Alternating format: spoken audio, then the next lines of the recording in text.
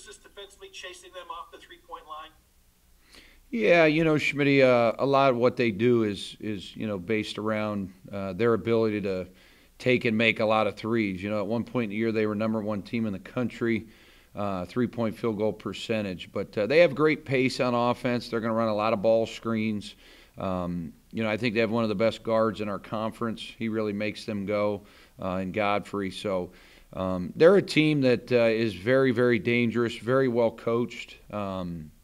I thought it was a great addition when we added them from a traveling standpoint. But just, them and Robert Morris traditionally have been great basketball programs. So you're bringing in two programs that really win and win at a high level. So got a lot of respect for Coach Kaufman, very good friend of mine. We've scrimmaged him for 3 years.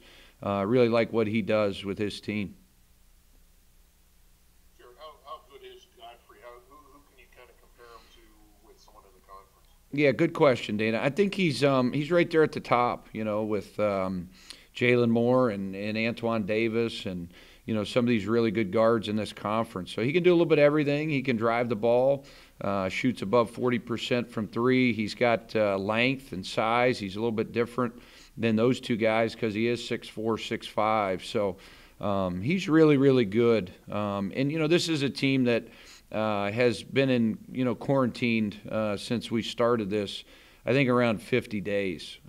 So just another team that's dealt with a lot of adversity. They're trying to get momentum heading into conference play. They've had a lot of close games. They lost to Cleveland State by 2. They lost an overtime game. So they've been in every game. They're no different than all the teams. They're very good, well coached. Got some guys that have been around college basketball, so they got some experience as well.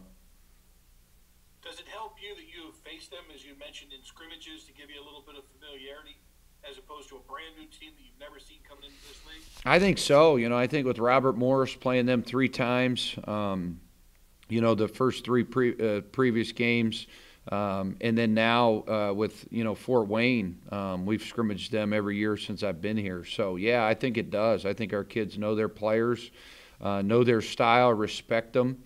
They've been really competitive scrimmages, so we know a lot about them. That's for sure.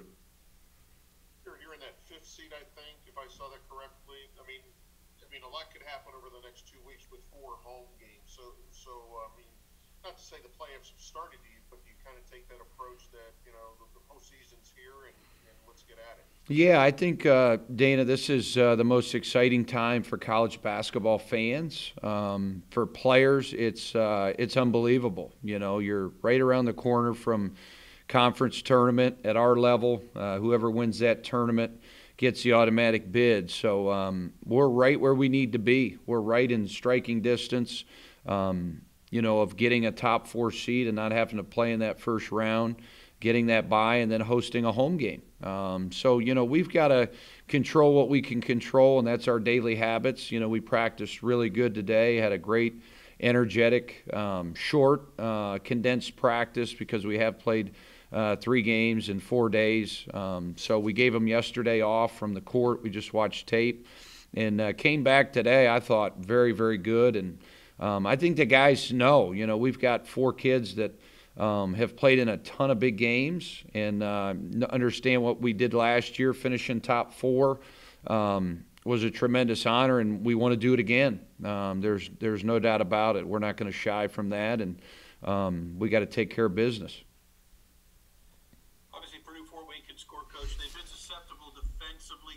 Do you expect to see them to play zone, or will they continue to try and play man, which they've had some problems protecting the rim, or at least guys around the rim? I don't know. You never can read another coach's mind, but I'm sure John will switch it up, man and zone. But I feel like, we've seen so much zone this year in our conference with Detroit and Oakland and some of the teams. Rochester played a matchup zone. So we've seen it, with DQ back, getting some reps this week. It's just been good to have everybody at practice and, to build a little bit of camaraderie. I think that's why we've been a little sporadic at times this year, trying to juggle the lineups. But, today was good, and we have another good one tomorrow. We got to be ready for anything, that's for sure.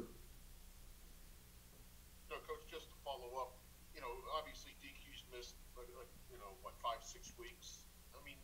now that you have him back, and I know you hope he gets to become full strength if he isn't already there. Do you feel that, I don't want to say you're a dangerous team, but you can compete with anybody now with him?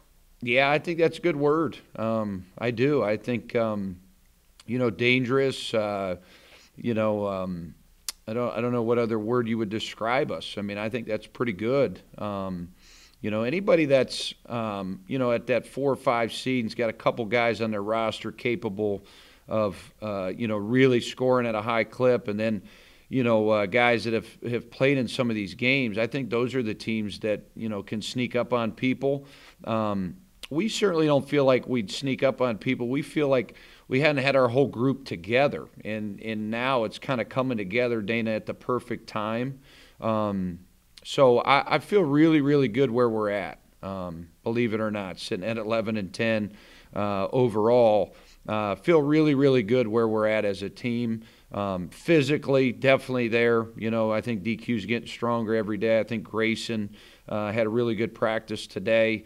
On back-to-backs, Dana, that's what's tough with guys that have had injuries like Grayson and DQ. So just not overdoing it as a coach, right? Like try not to overcoach, try not to overdo it with how long we're practicing, just really condensing everything and keeping guys fresh and having fresh minds, fresh legs.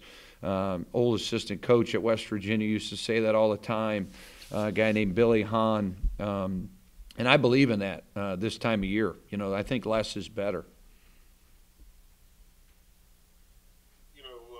Back in January, you're talking about 8 of the first 10 on the road now. I mean, in the month of February, with the exception of going to Robert Morris last week, you've had all home games. So I guess, that feels pretty good. And the mindset is, hey, we're at home for the next 4. Yeah, it feels great, Dana. That first stretch was just, probably something that is undescribable. When you look at your conference schedule when it comes out, and you have 8 out of your first 10 on the road, it was crazy. And I thought our guys handled it well. And then definitely during a pandemic, that was a crazy ordeal with the social distancing and the different things that we had to follow.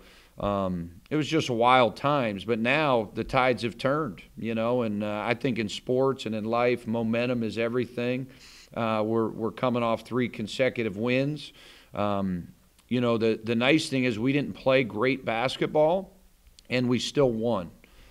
So that's a really good sign, and I think the kids really dissected the tape yesterday and said, we can play a lot better. We're capable of playing at a much higher level than we have, and you got a chance to make history. I don't know if there's been since we've been Division I, a team finish in the top 4 2 years in a row. These are all things that can really set you up for success at our level in a postseason tournament. So I think our guys understand how important it is to play really good basketball here the next 2 to 3 weeks. Hey, Coach, I know you're talking about basketball, but just with this pandemic, if I could ask you, how does recruiting, how's that kind of been going through this whole ordeal? Yeah, you're the first guy to ask that. Between the pandemic, there are some games, Dana, that you can watch on YouTube, or you can see highlights, or there are some streaming opportunities that you can watch some tape. But it's been difficult. We're kind of creatures of habit, coaches. We like to get out and see guys in person and interact with them. Whether it's on an open gym setting where you're watching them in the fall, or you're watching them play live just to see their mannerisms, to talk to different people in person. It's been very, very different. It's been very challenging. And then when you throw in a roster that has a lot of uncertainty, you don't really know who's coming back. We've pretty much said, hey, let's wait till the end of the season to do any postseason meetings. Let's just really zero in on this moment right now and focus. It's been hard. It's been very, very challenging. We are talking to some high school kids, weekly, but we're kind of just playing it out. And then there's also a dilemma, and could be a one-time transfer pass where every player in the country can transfer one time and be eligible. Now, this has been on the docket for some time. Coaches have a lot of different opinions on it. I don't really have one yet on it. And we're waiting to see if that passes, because that can impact a lot of recruiting as well. So it's been wild. We're very fortunate, Dana. We have 3 high school kids committed that we feel really strong about. We've seen them for a couple of years. They've been on our campus at elite camps and team camps. They're all having great seasons. ISA is a very, very good high school program. Menor is one of the best teams in the state right now. All 3 of those guys are having great years. So, are you able to communicate with kids, or just maybe the nuts and bolts of that? Are you able to communicate, or is it done through Zoom or phone? I know you can't really get to see you. Yeah, we do a lot of our stuff by Zoom, Dana, or definitely phone calls. That has never changed. Phone is really, really important, connecting with these kids and their families. But more Zoom calls than ever before, and really showing campus shots, showing them our recruiting presentation that we would show during a live, on-campus visit. But, I think it hurts everybody. I think, the longer this goes, it's going to impact future classes. It already affected last year's players. Last year, college seniors didn't get a chance to play in postseason tournaments. It affected the 20 recruiting class because they weren't able to get here on campus, on time, usually in the summer when you start a lot of your summer training. 21 recruiting has been affected because there's been no live evaluations, and now you're starting to look at it could possibly affect the 22 class. So you're looking at 3 different classes that a global pandemic has impacted. That's very, very tough and difficult. I thought the NCAA was great granting the waivers.